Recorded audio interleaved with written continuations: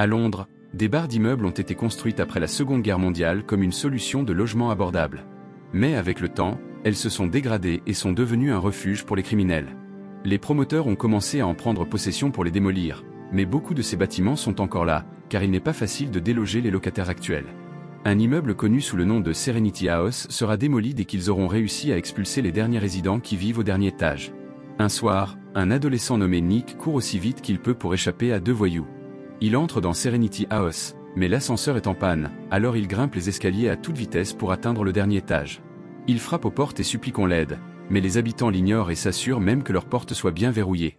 Finalement, les voyous le rattrapent, le plaquent au sol et commencent à le tabasser violemment.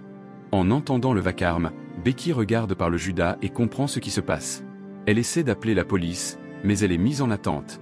Désespérée de venir en aide à Nick, elle sort pour affronter les agresseurs, qui la dominent facilement et la rouent également de coups. Une fois Becky au sol, les hommes traînent Nick, qui continue à appeler à l'aide. Le lendemain, la police vient enquêter dans l'immeuble car le corps de Nick a été retrouvé sans vie. Becky affirme qu'elle n'a rien vu et justifie ses blessures en disant qu'elle a été agressée. Mais le détective Devlin sait que les ambulanciers l'ont trouvée dans le couloir, et il comprend que ce sont les mêmes voyous qui l'ont attaquée. Pourtant, elle prétend ne pas avoir vu leur visage. Devlin est furieux car personne dans l'immeuble ne veut parler ou donner d'informations pour identifier les agresseurs. Il promet la protection à tout témoin potentiel, mais Becky lui claque simplement la porte au nez. 3 mois plus tard, Curtis fait du porte-à-porte pour collecter l'argent de la protection. Becky l'insulte en apprenant que les tarifs vont augmenter. Neville refuse de se laisser intimider par Curtis et ne paie que pour protéger sa femme Vivian. Les dealers du coin, Gary et Mark, lui proposent leur aide, mais Curtis se contente de prendre une cigarette et les ignore. Seul dans son appartement, Paul tente de résister à une bouteille d'alcool, mais sa dépendance finit par l'emporter. Ce soir-là, Becky croise Jenny, une voisine qui laisse ses enfants seuls pour aller faire la fête. Jenny sent que Becky la juge et lui hurle dessus. Le lendemain matin, la connexion internet est coupée dans l'immeuble, et plus personne ne peut envoyer de messages. Becky se réveille à côté d'un collègue avec qui elle a eu un coup d'un soir après une fête. Ils prennent le petit déjeuner ensemble et discutent de leur relation. Soudain, l'homme est abattu d'une balle dans la tête, et son corps s'effondre au sol, sous les cris horrifiés de Becky. Dans un immeuble voisin, un sniper se prépare à tirer à nouveau. Dans un autre appartement, Carol et son fils Daniel regardent, choqués, le mari de Carol se faire tuer lui aussi. Le sniper continue de tirer à travers les fenêtres de tous les appartements du dernier étage, tuant plusieurs résidents et blessant d'autres. Certains parviennent à se cacher de justesse. Les survivants, paniqués, se rassemblent dans le couloir, mais aucun téléphone ne fonctionne, donc personne ne peut appeler la police. Carol pense qu'il devrait quitter l'immeuble, mais l'ascenseur est hors service, et Daniel fait remarquer que sortir les exposerait encore plus au sniper. Gary sort avec Mark, blessé, et demande de l'aide, mais Carol lui rappelle qu'ils n'ont jamais défendu personne contre Curtis, donc il ne mérite rien. Violet, qui a des notions de premier secours, demande de l'alcool et des draps pour nettoyer la plaie. Puis Jenny sort de son appartement en larmes, ses 2 enfants ont été tués. Une autre femme blessée sort aussi, et Violet termine de s'occuper de Mark avant de se précipiter vers elle, mais la femme meurt avant qu'elle n'ait pu vérifier la blessure. Son mari, Jeff, est également blessé et appelle à l'aide depuis l'intérieur. Becky et Paul rampent jusqu'à lui et le guident jusqu'au couloir. Ils font en larmes en découvrant que sa femme est morte. Ils se rendent compte ensuite que Curtis a disparu, alors Becky et Paul vont vérifier chez lui. Elle crie, frappe à la porte, mais il ne répond pas, alors elle enfonce la porte. Il fouille l'appartement, et Becky le trouve au lit. Mais quand elle le touche, Curtis croit être attaqué. Il la pousse contre les meubles et sort un couteau, alors Becky lui parle du sniper et des morts. Curtis ne la croit pas et veut qu'elle ouvre les rideaux pour prouver ses dires, mais elle a peur d'être abattue. Paul frappe Curtis avec une poubelle et insiste pour qu'il ouvre les rideaux pendant que Becky s'échappe. Le duo se cache derrière un mur, et quand Curtis ouvre les rideaux, son oreiller est pulvérisé par une balle. Après s'être changé, Curtis rejoint les autres dans le couloir. Le groupe discute de la situation et se demande si le promoteur de l'immeuble est responsable, mais il pense que la police le soupçonnerait immédiatement. Ce n'est pas non plus un fou au hasard, car l'arme est du matériel militaire de haute technologie, avec un viseur laser. Il y a des affiches maison avec des émojis sur les murs, et Internet a sans doute été coupé exprès, donc il s'agit d'un plan bien organisé. Becky vérifie la sortie de secours, mais elle est trop exposée. Neville pense qu'il faut attendre que la police entende les coups de feu ou que le sniper parte.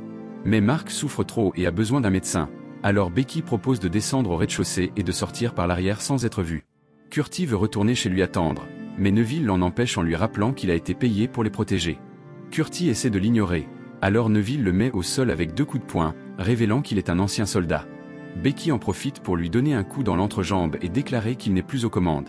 Le groupe tente alors d'ouvrir les portes de l'ascenseur. Daniel apporte les outils de son père. Jeff les utilise et parvient à ouvrir les portes, mais il est immédiatement abattu. Tout le monde se met à l'abri pendant que Becky utilise un miroir pour découvrir que le sniper a piégé l'endroit. Curtis enlève l'arme, puis lui et Becky transportent le corps de Jeff dans l'appartement où se trouve déjà sa femme. Ensuite, Becky, Paul et Curtis descendent par l'échelle de la cage d'ascenseur. Ils atteignent enfin les portes du rez-de-chaussée et les ouvrent avec les outils. Les murs affichent aussi les affiches à emoji. Ils essaient la porte de derrière, mais elle est bloquée. Curtis utilise les outils pour la dévisser. Paul la retire, et le trio est dévasté de découvrir que la sortie est obstruée par un énorme conteneur. Il est si lourd qu'ils ne peuvent pas le pousser. Ils n'ont pas d'autre choix que de remonter au dernier étage. Pendant ce temps, Mark souffre toujours atrocement et continue de prendre des médicaments, ignorant les avertissements de Gary. Le groupe discute d'autres options. Becky propose que quelqu'un monte sur le toit et descende à l'arrière du bâtiment à l'aide de draps. Violet rétorque que les draps ne seront pas assez longs et suggère plutôt d'attacher des tuyaux d'incendie. Une dispute éclate sur qui va tenter l'ascension, car c'est beaucoup trop dangereux. Ils se demandent à nouveau pourquoi tout cela leur arrive. Jenny regarde les affiches avec les émojis et remarque qu'ils représentent les 3 singes de la sagesse. Ne rien voir, ne rien entendre, ne rien dire. Elle comprend qu'ils sont tués en représailles pour ne pas avoir aidé Nick ni collaboré avec la police. Acceptant son sort, Jenny annonce qu'elle veut rejoindre ses enfants et entre dans son appartement, où elle est immédiatement abattue.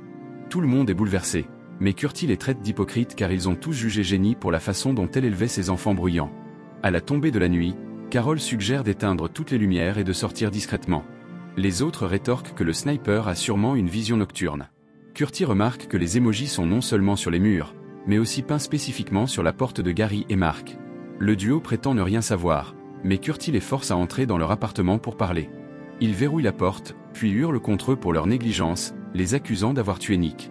Quand il n'y a nouveau, Curtis presse la blessure de Mark jusqu'à ce qu'il avoue. C'était eux, les 2 voyous, qui avaient tabassé Nick parce qu'il leur devait de l'argent. Mais sa mort était un accident. Ils parlent si fort que les autres les entendent depuis le couloir et commencent à discuter s'ils devraient les livrer au sniper pour se sauver. Curtis pense aussi qu'ils doivent assumer leurs actes. Devant leur refus, ils commencent à les frapper. Après quelques coups, ils poussent Gary devant la fenêtre et ouvrent les rideaux. Gary est abattu sur le champ. Les autres survivants paniquent et frappent à la porte, en vain.